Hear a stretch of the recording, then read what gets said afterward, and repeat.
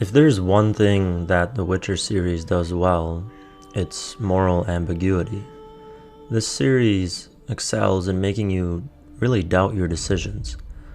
One of the more difficult ethical decisions is thrust upon the player early on in Chapter 1, to save Abigail or let her die by the hand of the mob. I'll do my best to provide evidence from the game for either choice.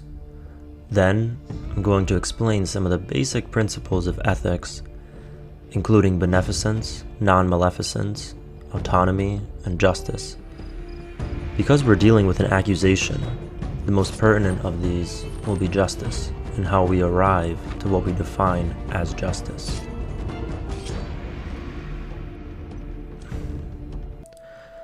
To give context to those who have played Witcher 1 and to those who haven't, the scene is very similar to the Salem witch trials for which the story is likely influenced by. Caroline, I'm tired. Geralt is staying in a town we'll be there soon. at the outskirts of Vizima.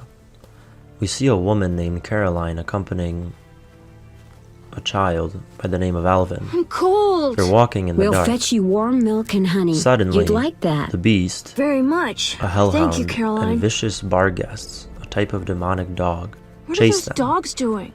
Alvin makes it Dogs? before the gate is closed, but Caroline was not as fortunate. The guards closed the gate, leaving her to the bar guests.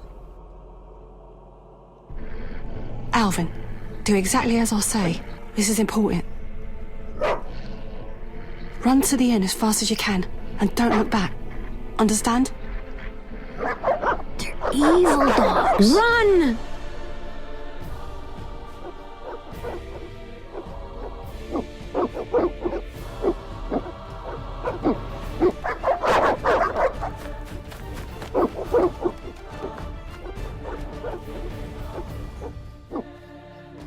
What the hell? Shut the gate, quickly!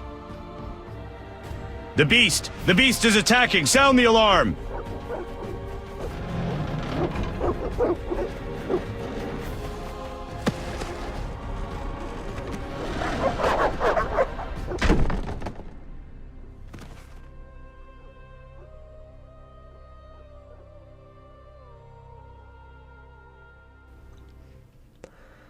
For reference, the Hellhound, also known as the Beast, is a creature of the underworld, a specter that assumes the form of a terrifying hound and tirelessly stalks its victim once it finds their trail. Peasants believe that the Hellhound embodies the vengeance of the gods, who send the beast to punish humans for their wickedness. The essential question is, who is responsible for the sudden appearance of the beast? Just when things seem to be calming down, Alvin's body glows, You're really levitates, brave. and delivers a prophecy in an What do you want? otherworldly growl. Why'd they skin the puppy? Why'd they hurt him? He was gentle. He hurt no one. And the girl from outside the village, she screamed horribly, unlike any human. Bad children torturing the witch's puppy again. Innocent blood. Evil faces twisted by drink and desire.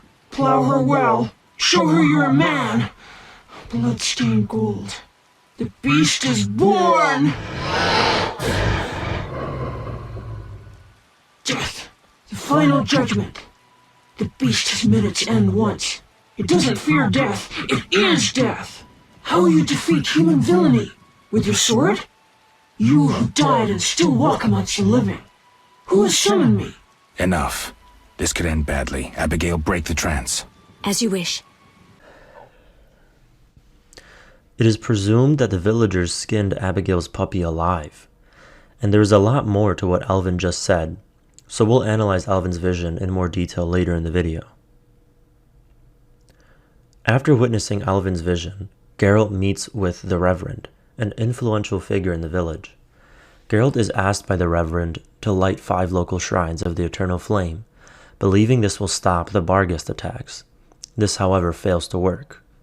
Most of the villagers, as well as the Reverend, begin to suspect the local witch Abigail to be behind the sudden appearance of the Barghests and the Beast.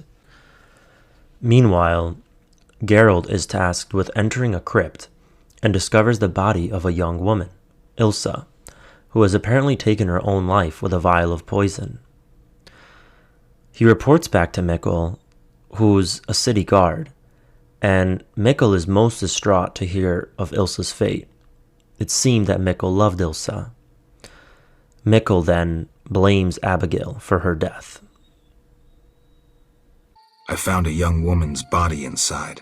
The ghouls came for her. Young woman? No, it can't be. My Ilsa, I loved her. I wouldn't know her name. It appears she poisoned herself. No, no, no! It was that vile witch! The devil's whore poisoned my Ilsa! No! I'm sorry for your loss, but I need to know about Salamandra. They have passes, they do. The only ones. Leave me be. You have the evil eye, you bring bad tidings. Be gone! Don't forget to tell the Reverend I got rid of those ghouls. Farewell. Later on, Geralt finds Alvin, who leads him to a cave where Abigail is hiding from the villagers, who are led by the Reverend. She asks Geralt for help from the mob, who wish to lynch her. She even desperately offers sex for his help. Regardless of what he says or does with Abigail, once Geralt leaves the cave, he is faced a choice with the mob, either siding with them and letting the witch burn, or siding with Abigail and leading her out of the cave. Each choice leads to a different outcome. If you save Abigail, she fights with you against the beast. The villagers will attack you afterwards, and you'll be forced to defend yourself, ultimately leading to their death. If you do not save her, she dies and you face the beast with a bunch of villagers. But having sided with them, you will not have to fight them after the beast encounter. Burn the devil's mistress! Let the bitch die in pain! The witch hides within.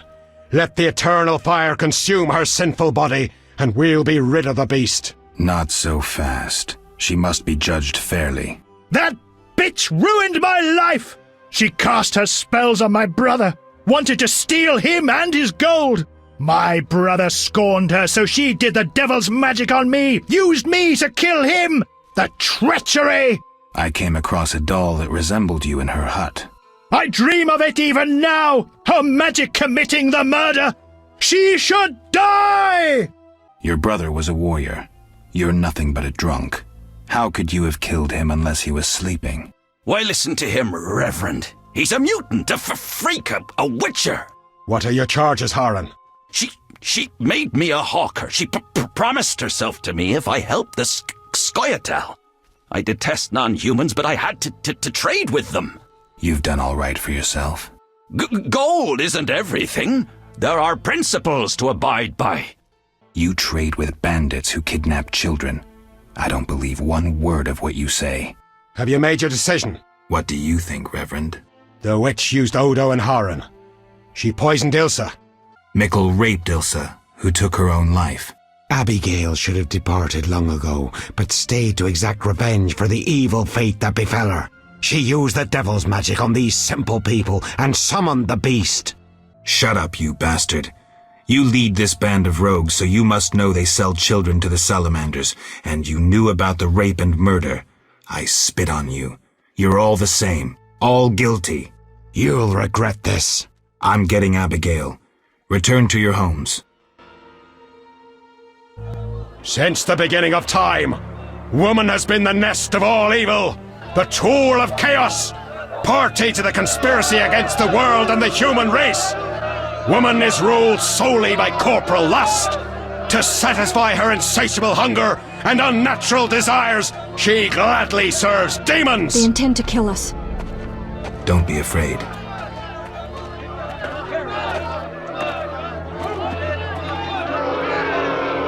There she is! Burn the foul witch! No one is burning anyone. Friends, they wish to scare us. Fear not! They're helpless as long as we stand together! Is that so?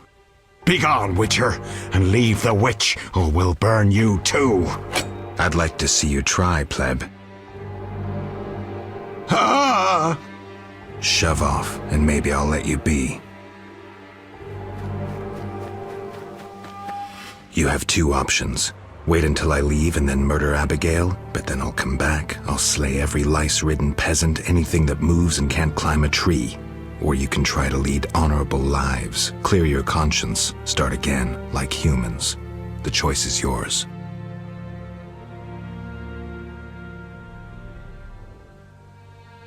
Thank you, Geralt. Let's go. We need to deal with the beast.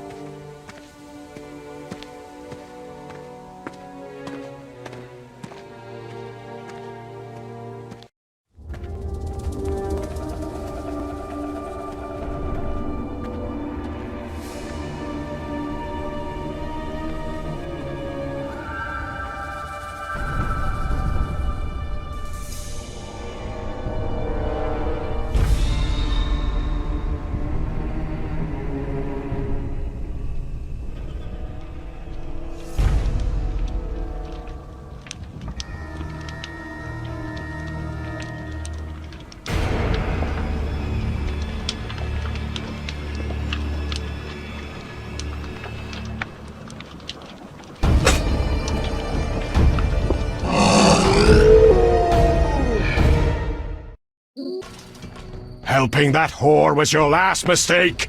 Die, bloody mutant! I've enough strength for the two of you. Odo, grab the pitchfork! Thank you, Geralt. I owe you my life. I'll gather my belongings and leave this damnable town. More about Abigail.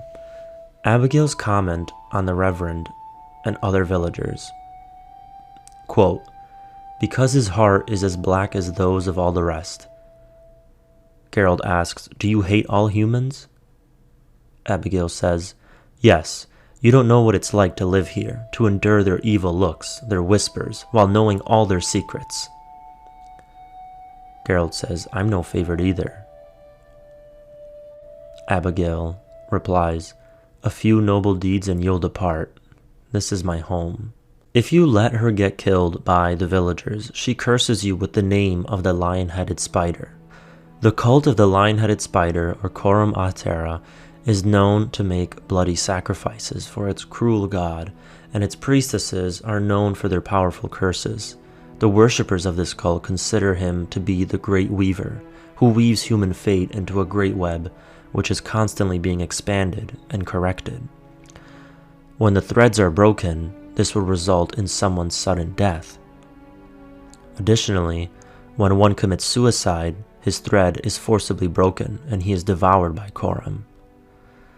This cruel deity expects bloody sacrifices from his worshippers. The cult is banned, and there are but a few places in the world where its adherents can openly declare their faith. Temeria strives to eradicate belief in the lion-headed spider, and the cultists are often tried as murderers. Enough of your pathetic problems. You can wallow in this crap yourselves. Curse you, Witcher! I want no part of this.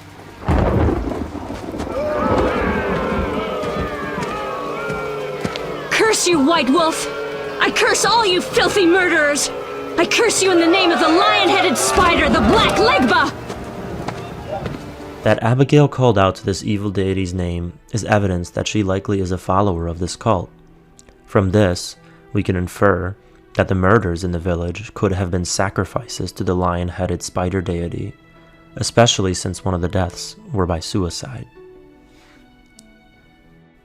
More about Odo. Odo, a merchant who was usually found drunk in the streets, inherited a large sum of money by murdering his brother with poison bought from Abigail. He claims he was forced to kill his brother because of a hex cast on him by Abigail. The evidence for this is a voodoo doll in the image of Odo in Abigail's hut.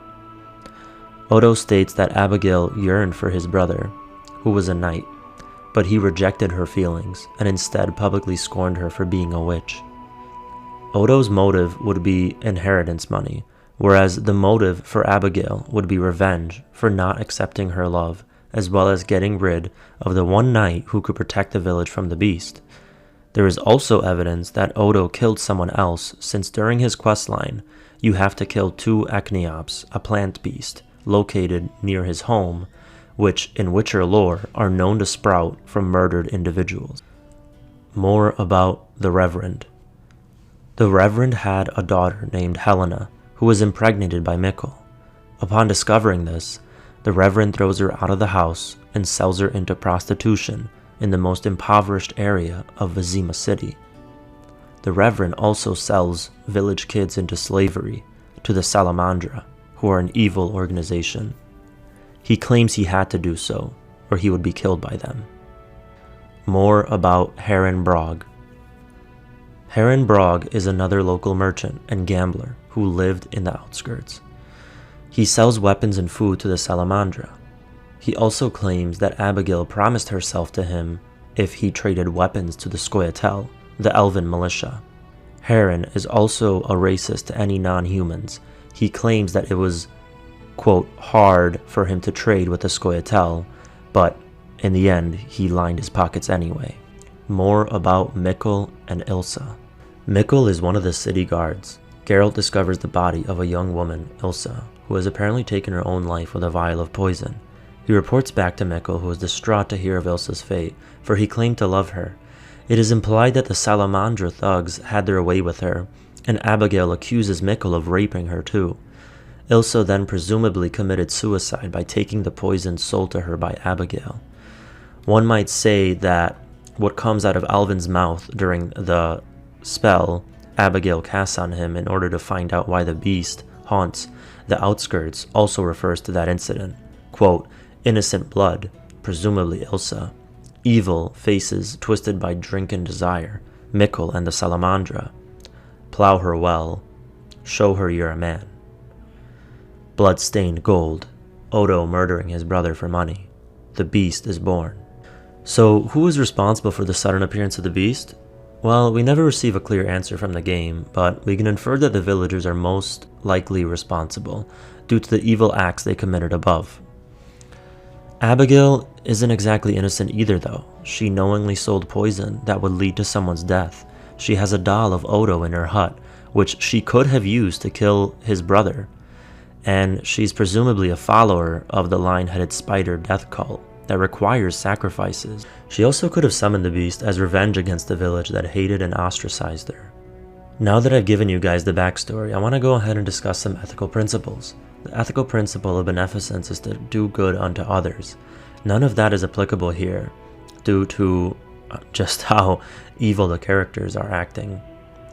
Non-maleficence or avoiding harm, however, can be applied. Both of these principles are closely tied to utilitarianism, the doctrine that an action is right insofar as it promotes happiness, and that the greatest happiness of the greatest number should be the guiding principle of conduct. For example, one might conclude that since saving Abigail will lead to the death of the villagers after they attack you, it ultimately leads to one life being spared compared to many being lost. Speaking strictly numbers, a lot more human life is lost than saved in this scenario. However, at the same time, you could avoid the suffering imposed on others by the villagers, were their lives forfeit compared to Abigail. In other words, were the villagers to die, they would no longer inflict suffering upon others. Autonomy also plays a role here. Abigail has a right to a fair trial, but I doubt that would happen with a bloodthirsty mob armed with pitchforks. Justice is the ethical, philosophical idea that people are to be treated impartially, fairly, properly, and reasonably by the law and by arbiters of the law, that laws are to ensure that no harm befalls another, and that where harm is alleged, a remedial action is taken. Both the accuser and the accused receive a morally right consequence merited by their actions. According to the utilitarian, justice requires the maximization of the total or average welfare across all relevant individuals. Punishment fights crime in 3 ways. Deterrence. The credible threat of punishment might lead people to make different choices. Well-designed threats might lead people to make choices that maximize welfare. This matches some strong intuitions about just punishment, that it should generally be proportional to the crime. Another way punishment fights crime is through rehabilitation. Punishment might make bad people into better ones. For the utilitarian, all that a bad person can be is a person who's likely to cause unwanted things like suffering. So utilitarianism could recommend punishment that changes someone such that they are less likely to cause bad things. The other way punishment fights crime is through security or incapacitation. Maybe there are just people who are irredeemable, and by that I mean they will always cause bad things to happen.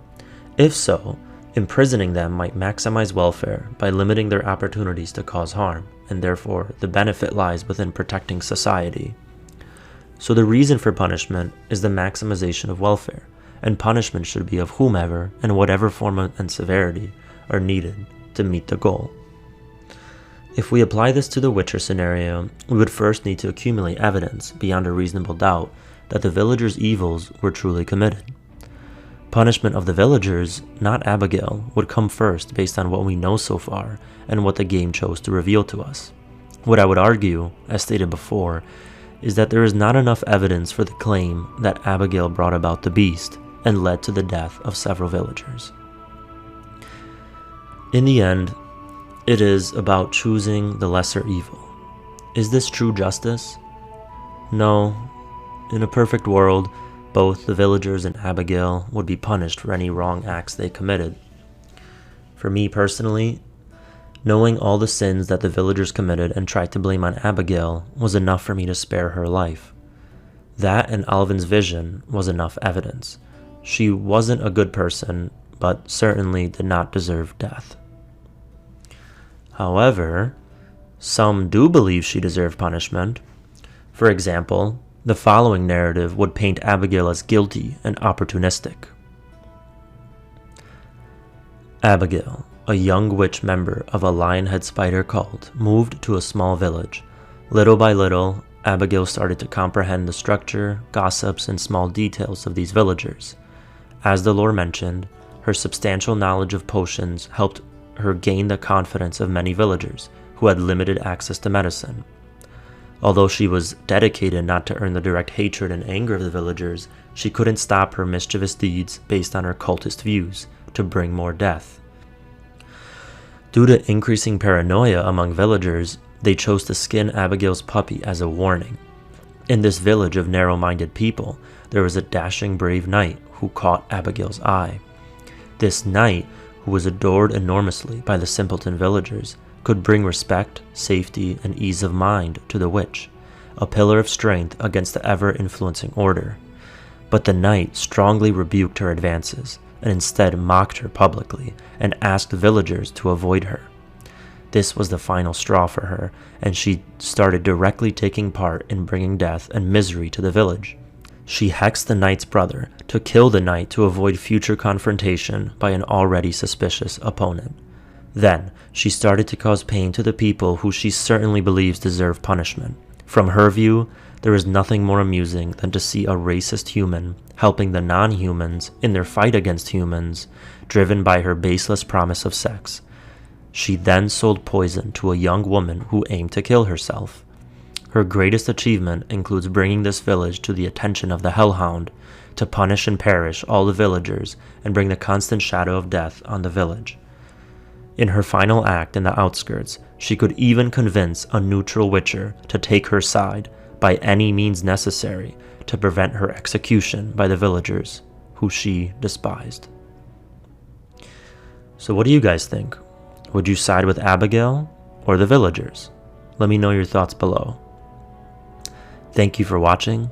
Please like the video if you liked it and subscribe for future content. Peace.